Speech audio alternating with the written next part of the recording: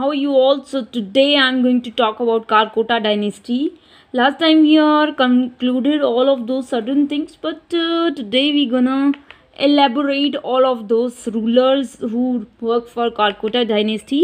Karkota dynasty is also called the Naga dynasty because they were all Nagas, considered to be in Nagas. Nagas are the prominent peoples who live in the Kashmir region.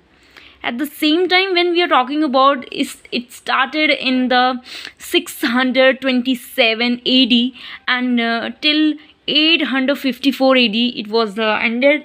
And when we are talking about the timeline of this Karkota dynasty, kings are here we have a number of all those rulers who rule in the Kashmir region. When we are talking about Durlavardhan, who was the founder of the Karkota dynasty, and Durlavardhan's son was named as a Pratap Aditya, who also ruled for a period. Then we have an Chandrapid and Tarapid. These all are the common names. They haven't any big things. That's why it is considered to be a simple kings who rule in the valley, just a simple king. When we are talking about Lalit Aditya, he was in finance, and you can say that he was an amazing best ruler, come up with the best ruler. Also, when we are talking about the medieval Lalit Aditya, who is considered as a Lalit Aditya in medieval India, then it is an upadhi to giving the kings who rule like Lalit Aditya. After that, we have an Jayapida and Lalit Pida. In this way, we can understand that how the AD is going on in the Karkota dynasty. We will discuss about the Lalit Aditya soon.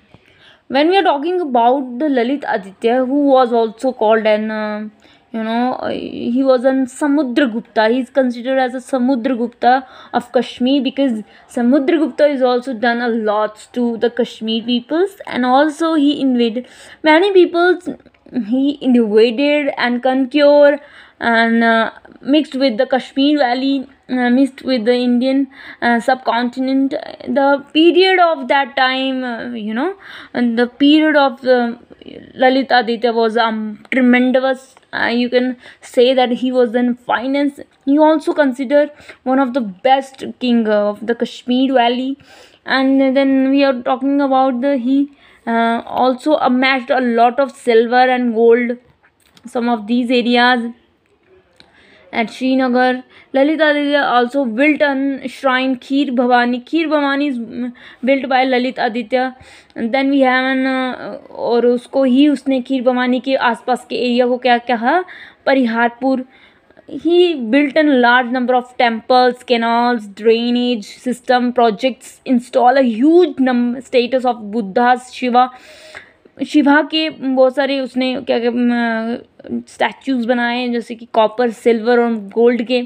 और उसने कहते हैं कि जो sun temple, मार्तन sun temple था, वो उसने फिर से रिन्यू किया था, क्योंकि जो क्या कहते लोग आते थे उसको ख़त्म करके चले जाते थे, ख़राब करके चले जाते थे. उसने ललित आदित्य ने उसको फिर से बनवाया था.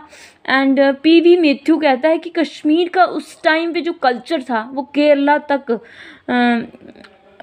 तक पहुंच चुका था. ठीक है ना.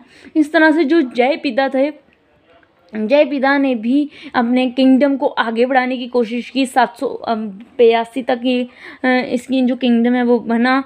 इस तरह से जो जयपिदा था वो मतलब कि उसके पापा ने या उसके दादा परदादा पूर्वजों ने बहुत काम कर लिया था, इसलिए जयपिदा जो था वो लग्जरी लाइफ जी रहा था, अपनी कर्म नहीं कर रहा था, अपने ही पिता की संपत्ति को इतना उसने कर लिया था, हत्याली था. और कहते हैं कि after 70 years is dissension followed his death during the 1852 AD. इस तरह से कारकोटा डायनेस्टी जयपिद से ख़त्म होती है और शुरू होती है दुर्लवर्धन से. और इस तरह से हमें इसमें पता कि कारकोटा डायनेस्टी में कौन ऐसे रूलर्स थे जो बहुत ही अच्छा काम उन्होंने किया और अपने कश्मीर को एक अच्छा रूलर प्रदान किया. अब कारकोटा डायनेस्टी से रिन्यू होगी अवंती वर्मन यहाँ पे हमारे सबसे पहले जो रूलर हैं वो। कारकोटा डायनेस्टी जैसे ही ख़त्म होती है वैसे ही हमारी मेडिवल हिस्ट्री शुरू हो जाती है कश्मीर की। तो मेडिवल हिस्ट्री में हमें पढ़ना है Utpala dynasty, Gupta dynasty and Lohara dynasty. Utpala dynasty जब हम पढ़ते हैं तो उत्पला डायनेस्टी की कहानी शुरू होती है एक सूरा नाम के व्यक्ति से। सूरा नाम का व्यक्ति जो होता है वो देखता है कि यहाँ पे जो है जयपिदा जो है वो लेज़ी रूलर के नाम से जाना गया कि उसने अच्छा काम नहीं किया, काम नहीं कर रहा था, वो बस वो अपने पैसे, अपने माँ बाप के पैसे पे उछल रहा था, इसीलिए वो एंडेड तो होना ही था कारकोटा डायनेस्टी। तो उस समय जो देख रहा था उसको, वो किसका चीफ था? अवंती का, अवंती वर्मन किंग का चीफ था। कौन? सूरा। तो सूरा वो देख रहा था कि कश्मीर में अभी सब ढीले पड़े हैं, तो क्यों ना मैं अपने अवंती को ही वहाँ पे सीट में बैठाऊँ और अपनी डायनेस्टी शुरू करूँ। तो कहते हैं कि जो सूरा का जो दादाजी थे उनका नाम था उत्पल, तो उत्पल नाम से ही ये उत्पला डायनेस्टी को रखता है, क्योंकि अवंती वर्मन किंग बन रहा है तो अवंती वर्मन को सीट पे बिठाने वाला कौन होता है? सूरा। तो सूरा के दादा के नाम पे ये डायनेस्टी को आगे लेके जाता है अवंती वर्मन। उत्पला डायनेस्टी के पहले founder of the dynasty is consider to be the Avanti Varman. Sura का नाम नहीं आता।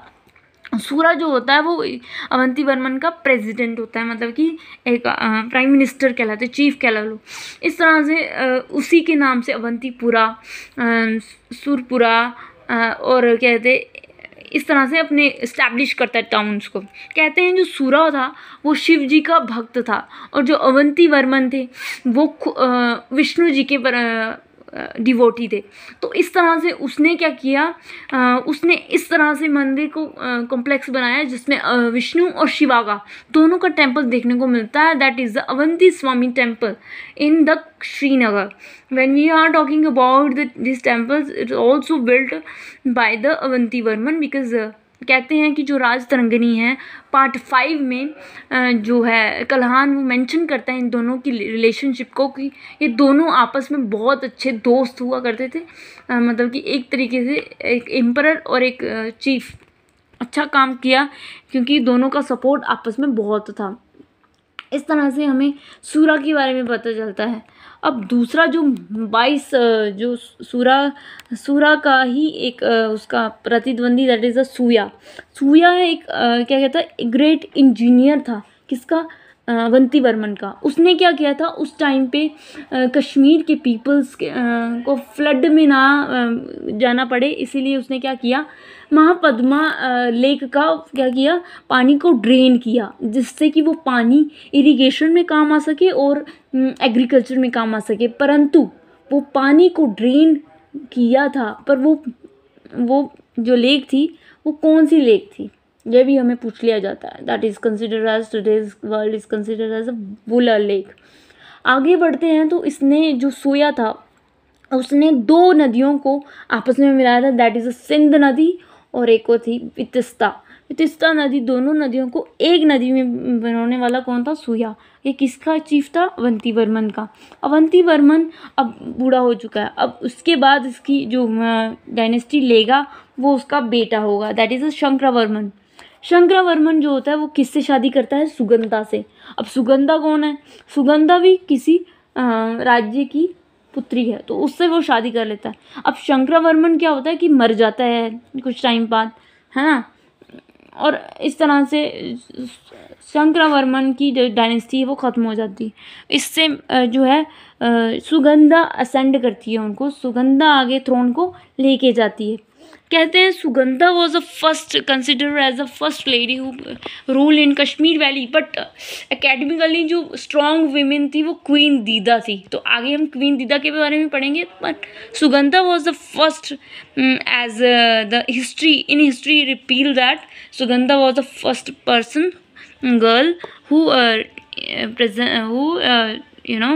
तो here we have a timeline of these peoples Utpala dynasty के। तो उत्पला डायनेस्टी एंडेड होती है 855 में। एज वी नो दैट 855 में ये थ्रोन शुरू होता है, हाँ सॉरी एंडेड नहीं होती, 855 में ये शुरू होता है और 939 तक ये चलती है। अवंती वर्मन हमने पढ़ लिया कि ये कौन थे और कि इनके दो चीफ थे बहुत इंपॉर्टेंट, उन्होंने बहुत अच्छे से काम किए। उसका ही बेटा शंकरावर्मन और शंकरावर्मन की ही पत्नी थी सुगंधा।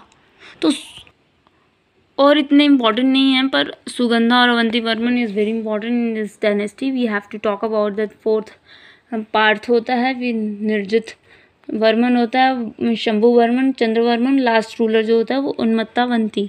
उन्मत्तावंती जो है वो लास्ट रूलर होती है इस डायनेस्टी की, उत्पला डायनेस्टी की। उसके बाद में उन्वंता डायनेस्टी को हटाने वाला होता है यस्कला देवा। यस्कला देवा जो होता है वो एक ब्राह्मण, कट्टर ब्राह्मण होता है, वो क्रूर होता है और क्या करता है, इसका ही जो बेटा होता है आगे क्या करेगा, गुप्ता डायनेस्टी को सौंपेगा अपना बेटा संगर्म। तो संगर्म राजा जो होता है वो यस्कला का देवा का बेटा होता है और वो क्या कहता है, गुप्ता पर्व गुप्ता को कहता है कि भाई इसको मेरा संभाल के रखना, मेरे बेटे को। हाँ, तो वो क्या करता है, उस बेटे को फेंक देता है एक नदी में और पर्व गुप्ता अपनी डायनेस्टी को इस्टेब्लिश करता है। इस तरह से गुप्ता डायनेस्टी यहाँ से शुरू हो जाएगी। Thank you for listening this video.